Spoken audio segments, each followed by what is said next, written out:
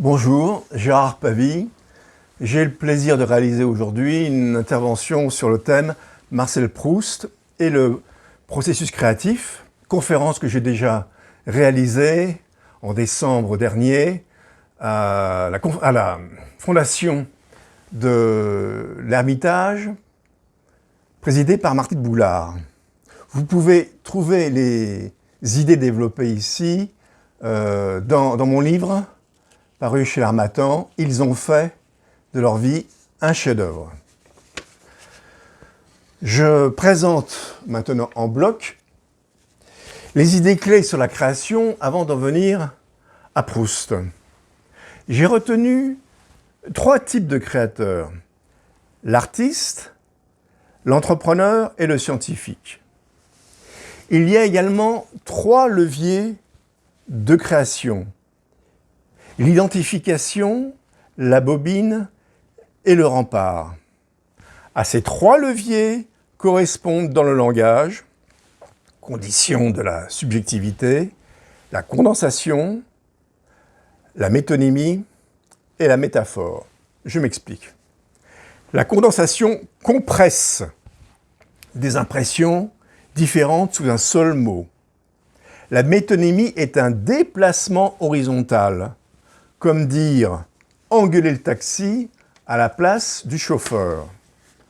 Enfin, la métaphore est le résultat d'un changement de registre et d'une substitution, comme dans « esprit pétillant » où l'on assimile l'esprit au champagne. Les 3 créateurs se distinguent par le levier dominant qu'ils choisissent pour créer. L'artiste prend la voie de l'identification. Il capte le désir de l'autre. C'est pourquoi il accède à l'intime de l'humain qu'il retranscrit dans ses œuvres. Du côté du langage, c'est une condensation, une fusion d'éléments. L'entrepreneur choisit la bobine, comme le doudou à la place de la mer. L'entreprise est le résultat d'un déplacement horizontal de l'objet premier en un équivalent. C'est une métonymie. Le scientifique choisit le rempart, il met une distance avec l'objet convoité et remplace le lien réel à l'objet par une symbolisation de la relation par son œuvre. C'est une métaphore. Ces 3 triplets ne sont pas figés dans sa case, chacun dans sa case. Je donne juste la dominante. S'ajoute à ces triplets une notion qui n'est pas propre au créateur, j'y viens, celle des 2 pères. Il y a un père classique, celui du cadre, qui sépare l'enfant de la mère, mais pour qu'il soit efficace, il faut qu'il ait une puissance.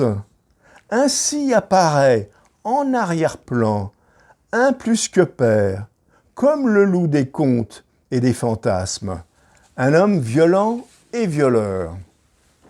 Pour faire lien avec les processus créatifs, ce plus que père vient en soutien du rempart, qui en retour lui donne une limite. De ces 3 créateurs, j'approfondis aujourd'hui la voie de l'artiste au travers de Proust et un peu à la fin de mon intervention de Duras, Marguerite Duras. L'accès à l'écrit chez Proust.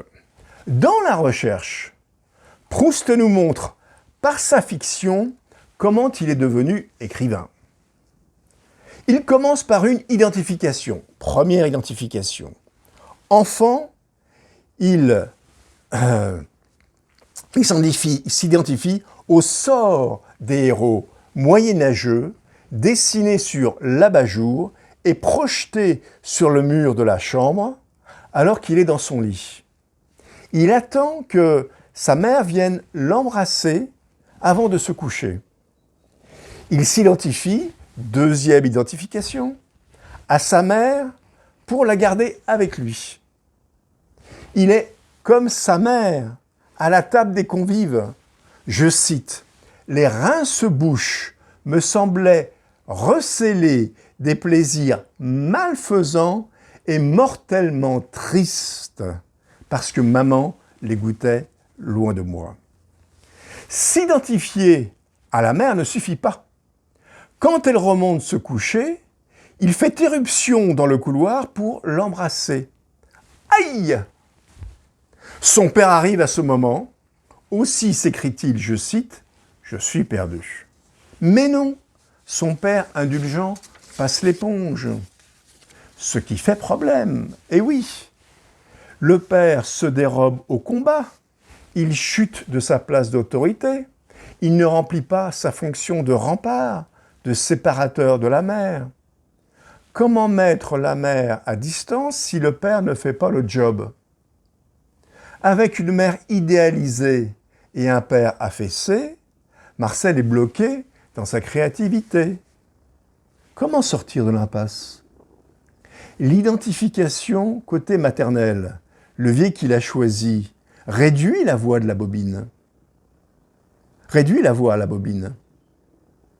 Impossible de transformer la mère idéalisée en un objet captif, un jouet à sa disposition. Marcel ne sera pas entrepreneur.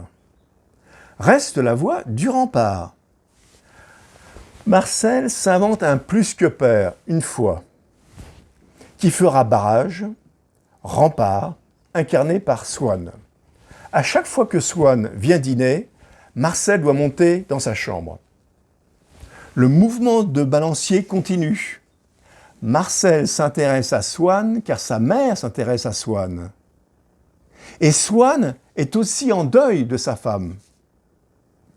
En s'identifiant, troisième identification, à Swann, Marcel peut faire le deuil de sa maman.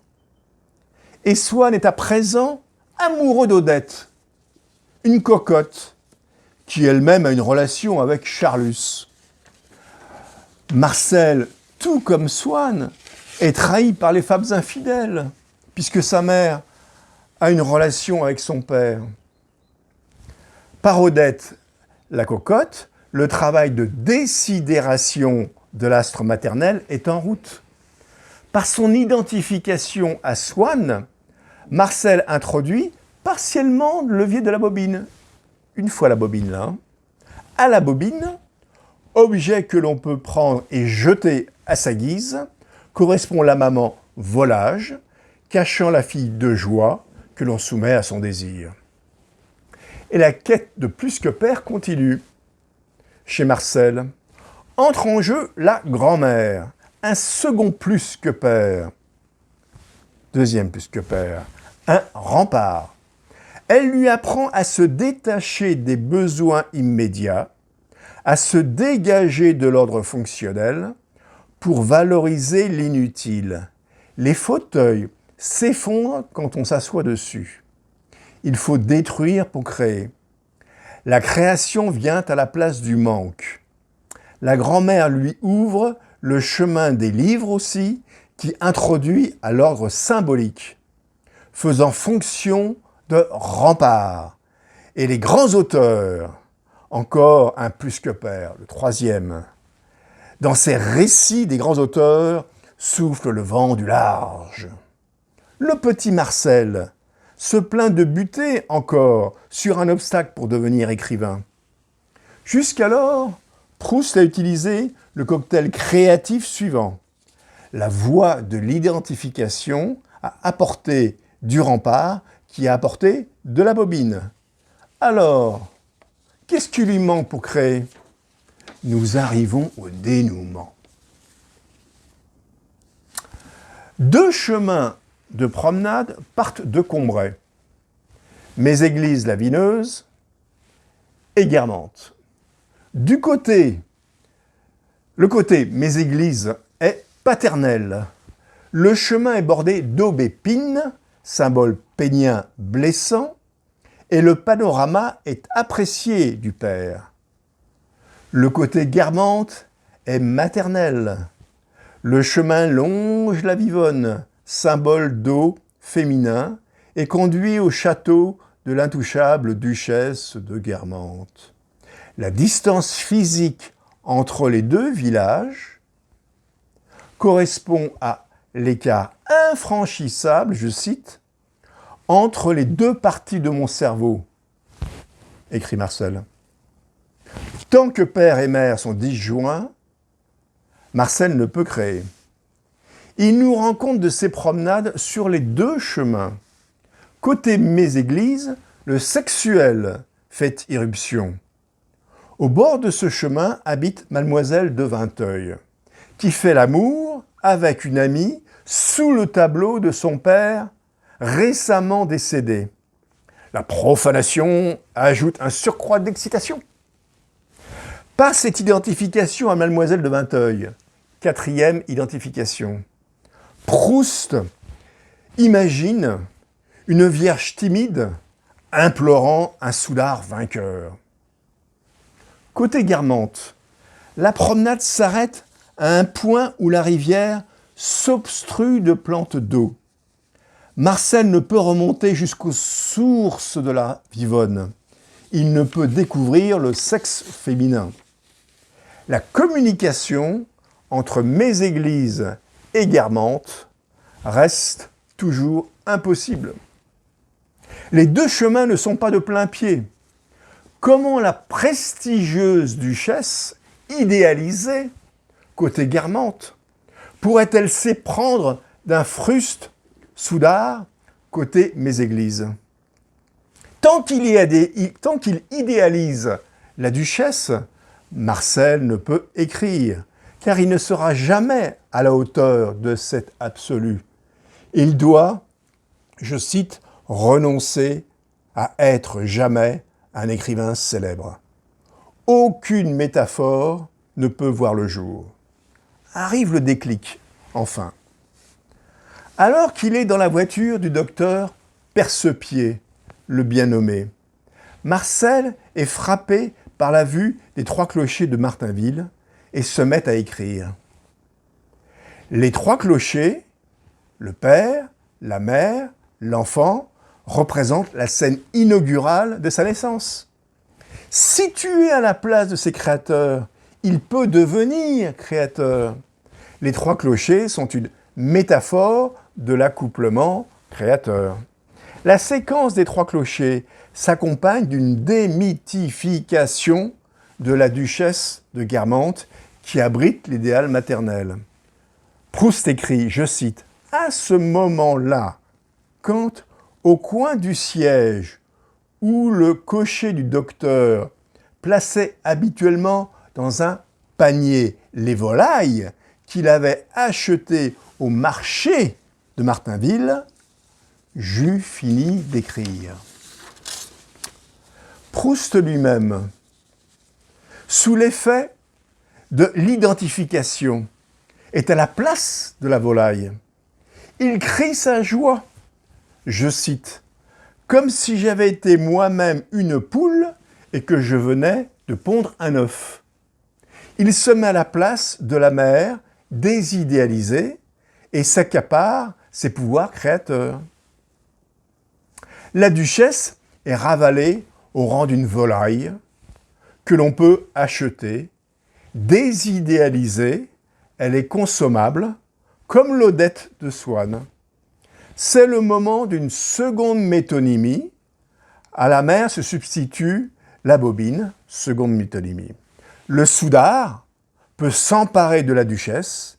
La communication est rétablie entre Méséglise et Guermantes. Au total, pour devenir écrivain, Marcel Proust a utilisé 5 identifications.